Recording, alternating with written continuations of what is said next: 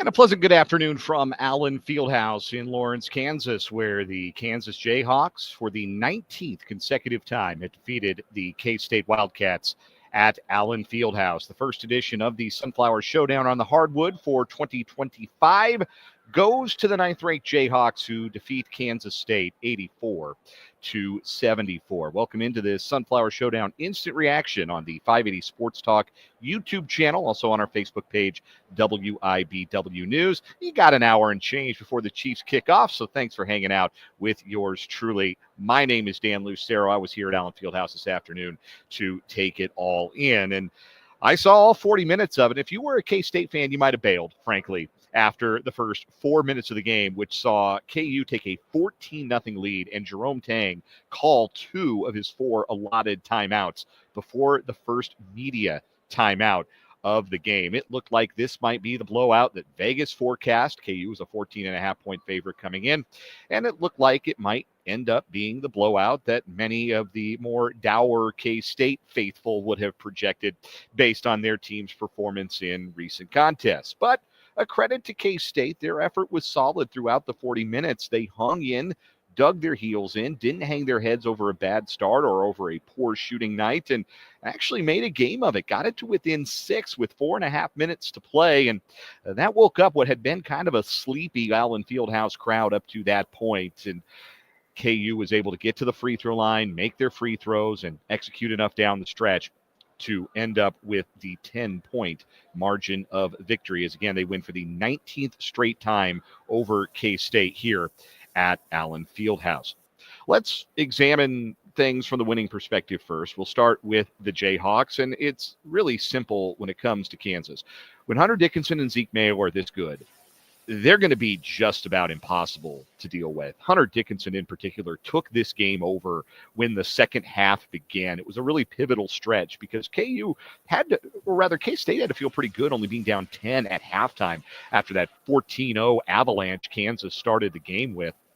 But Dickinson began to impose his will on the game for the start of the second half. He scored KU's first 8 points. They pushed the lead back up to 15, forced Jerome Tang to call a timeout before a media timeout. He had Ugonna and Yenso sitting at the scorer's table for about a 2.5-minute stretch, trying to get him into the game, but there was never a whistle, never an opportunity, and Dickinson just kept dominating. He had 17 of his 25 points in the second half. Also ended up with 8 rebounds, 3 assists. Outstanding performance by Hunter Dickinson tonight. Usually when he's the best player on the floor, that means KU wins. And when Zeke Mayo is the second best player on the floor, KU is going to win a lot of those games too. Mayo was super. He set a tone with early 3-point shooting, knocked down 4 of his 7 threes in the game, made 6 of his 8 free throws, scored 24 points, 5 rebounds, 3 assists in the contest. Those two are going to be the focal points, and those two, when they are that good, make Kansas really, really difficult to deal with. DeJuan Harris, also a solid game on the stat sheet, 15 quiet points on 6 of 9 shooting, also 5 rebounds and 5 assists. Steady performance from Harris. No KJ Adams in the lineup tonight, and for the foreseeable future for KU. In the first game without Adams, who's dealing with a shoulder injury that he suffered midweek at Iowa State, Bill Self opted to go with the freshman Flory Badunga and play a 2-big lineup, a more traditional 2-big lineup. Badunga played 25 minutes, had 6 points and 9 rebounds, dealt with some foul trouble, so sat for a good portion of the second half. It was a typically solid performance from Badunga. I think that he complements Dickinson really well, so I think it works when those two play with each other. A.J. Storr got 17 minutes off the bench, a more extended look than Storr has gotten in a while.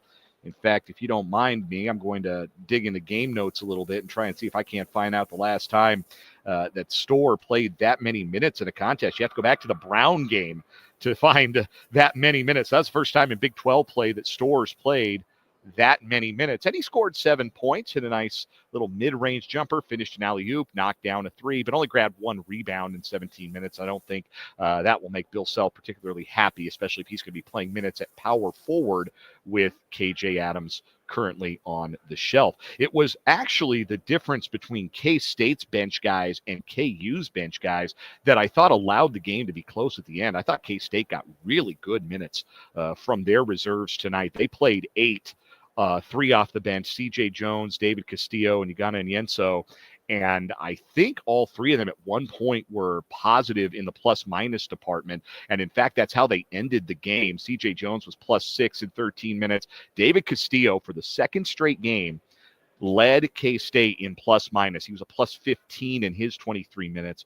And Onyenso was +13 in 15 minutes. I'll have more to say about them in a little bit. But Kansas will have to, again, now try and kind of find what the bench mix is going to be and who's going to get the extra minutes that KJ Adams would typically get. That's 30 minutes you got to replace somewhere. And Badunga or whoever starts is going to get a chunk of those, but who's going to get the rest? Saw Reikis Passmore play 5 minutes, didn't do a lot, bricked a couple of threes. Rylan Griffin played 12 minutes, didn't get a shot up. If you didn't notice him out there, you weren't alone. Diggy Coit played just 3 minutes in reserve. So really it was a short rotation for Bill Self without KJ Adams in the contest. And it did not seem to affect Kansas because Badunga played well. Storr was good enough, at least on the offensive end, and Dickinson and Mayo were superlative. And again, if those two are real good, KU is going to be very hard to beat. As for K-State, look, they could have packed it in after that 14-0 start. They could have hung their heads because they shot 2 of 15 from the three-point arc in the first half, but neither of those things happened. And K-State did get, I think, a burst of energy again from the guys coming off the bench, C.J. Jones, David Castillo, and Agana Onyenso. This felt like a game for him where he could make an impact. At 7 foot and 250 pounds, he's one of the few guys in the Big 12 big enough to actually kind of bang with a guy as big as Hunter Dickinson.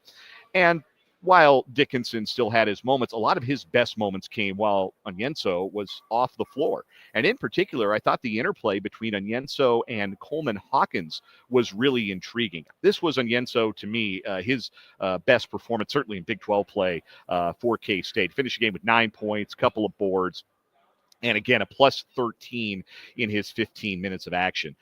Coleman Hawkins played every second of this one, and I thought he was really good. Look, for all the problems that K-State has had this season, Coleman Hawkins kind of ends up being the face of a lot of those because he's on the big NIL deal. He's the single-year mercenary guy. But this is the kind of game you would have expected from Hawkins against a quality opponent. 15 points. It took him 14 shots to get there. Didn't find the three-point range. Neither did any of his teammates. But 15 points for Hawkins to go with 7 rebounds and 10 assists. So a double-double for Hawkins tonight.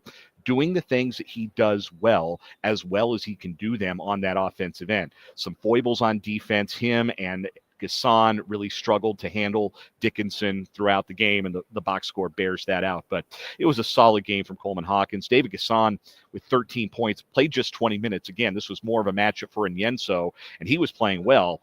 And Gasson and Onyenso doesn't really work as a pairing like Hawkins and Onyenso does. So when Onyenso's playing, that means Gasson is not going to. So that's why Gasson's minutes were a little down tonight. Max Jones was the third Wildcat in double figures with 11 points. David Castillo hit the three-pointer tonight. In fact, he hit 2. That's notable because it was the first time since the Drake game, which you'll recall was before Christmas, that Castillo, the freshman, has made a 3. He had missed 18 in a row before he hit one in the second half of this game, and then he hit his next one as well. Ended up with 6 points, but played with good energy on the defensive end. I think the Cats have a really good one in Castillo, and I think that this 20 to 25-minute kind of sweet spot for him is going to be what you're going to see as he grows into playing Big 12 basketball. It was intriguing to see Castillo out with C.J. Jones and Doug McDaniel at times. Those are the 3 ball-handling guards in the rotation for the Wildcats, and I thought the 3 of them actually worked on the defensive end against this particular KU team pretty well. So we'll see if Jerome Tang goes with that group moving forward. But the fact that we saw so much of Onyenso tonight and saw for extended minutes Onyenso and Hawkins together really for the first time against an opponent like this, it just goes to show that, again, there's just no simple fit with the roster that Kansas State has, and Jerome Tang is still searching, still tinkering, still trying to find out what that best fit is going to be. Obviously, he hasn't found it yet, and K-State has now lost, not just 19 straight times here. They've lost 14 consecutive road games. That's a calendar year's worth of road futility. It's also 11 consecutive road losses in Big 12 play as they drop to 7-10, 1-5 in the Big 12. if you're looking for moral victories, they aren't hard to find for K-State. But as the artist Jay-Z once said, moral victories is for minor league coaches. K-State's not in the business of moral victories. That's not what this season was supposed to be about, and I don't think that's what Jerome Tang is about either. It's disappointing to lose. It's disappointing to continue to lose on the road in Big 12 play, and certainly disappointing to continue to lose to your in-state rival. But it's not a night where you can blame the effort. You can certainly look at the shooting totals. K-State was 6 of 26 from behind the arc, missed a lot of really good looks. You can look at some of the rebounding numbers where K-State was minus 10 on the glass, 35-25. But really, all you need to look at tonight is the better team won. Kansas is the better team, particularly, again, when their stars are that good. When your best guys play like your best guys, you've got a chance to win every single night. And Kansas's best guys are, well, we know Hunter Dickinson's All-American good, and Zeke Mayo, at least here at Allen Fieldhouse, has played like an All-American. So a mix that was successful for the Jayhawks in this one. So KU's 13-4, 4-2 in the Big 12. And they're back in action at TCU on Tuesday night. K-State, meanwhile, they dropped to 7-10, 1-5 in Big 12 play. Next time out for K-State, they will be on the road Wednesday night at Baylor. That'll do it from me, but this won't be the last you hear from me. Before I wrap up, I do want to get to this comment from Carl. Thanks for watching, Carl, on our YouTube stream, 580 Sports Talk. Says, I thought K-State's scheme was super predictable on the offensive end. Wish they would do something to get guys open using more movement. I don't know what their identity is right now. To your last point, Carl, I haven't known what K-State's identity is all season long, and I think part of the reason you struggle to develop an identity is you have so many new guys, and it makes it really hard to develop a culture, which is where a lot of your identity comes from. But as far as on-court identity, I think that it does lack. We have joked at times on 580 Sports Talk that it doesn't look like K-State runs plays. Well, they run a 5-out motion offense. So that's not an offense where you stand up top and you call out like a set and then you run a set. The 5-out motion is designed to be unpredictable in that way. It's a lot of driving kick. It's a lot of cutting, off-ball movement. Well, that can look really good when you drive and kick to an open shooter and the shot goes in. Feel pretty good. You drive and kick to a shooter who misses, that's not so good. And that was really the case for a lot of, well, it's been the case for a lot of K-State season. They have not shot the ball well from behind the three-point arc. Also, when there's not a lot of off-ball movement, that happens too often. Guys kind of stand and wait for that driving kick from whoever's got it and is penetrating, whether it's McDaniel or Castillo or Hawkins or whoever. And so I thought the Yenso substitution actually kind of gave them a unique, different look, something that was a little bit different. They were able to put him and play him like a traditional post, and it looked a little more like it had looked at times last year when they had Will McNair at the 5, and not that Will McNair was a superstar, but they ran some stuff. You could see what it was supposed to look like. It looked a little bit cohesive at times, where sometimes the 5-out motion doesn't look like it's working or like it's producing anything valuable, when in fact that's what it's meant to be. Drive and kick and cut and slash. And when guys don't cut, when guys don't slash, and when the drive and kick open shooters don't make shots, it does kind of look like you're not really doing a whole lot on offense. So, K-State's a bit stuck there. But if the shots were to start falling, I think you'd see a little bit more of the vision for what it is that they actually are running, so to speak. But no, Carl, I think that's a great point. And again, thanks for watching live on the YouTube stream. As I was saying, this won't be the last you hear from me today. Myself and Spencer Dupuis will have a Chiefs instant reaction, hopefully a happy one, in about 4 or 5 hours or so after the Chiefs and the Texans in the divisional round. I'm going to go get in my car and get home so I can watch that football game like many of the rest of you. But thanks for watching again on our YouTube stream, 580 Sports Talk, or on Facebook, WIBW News. Again, it's Kansas 84, K-State 74 from Allen Fieldhouse. I'm Dan Lucero, wishing you a pleasant rest of your afternoon.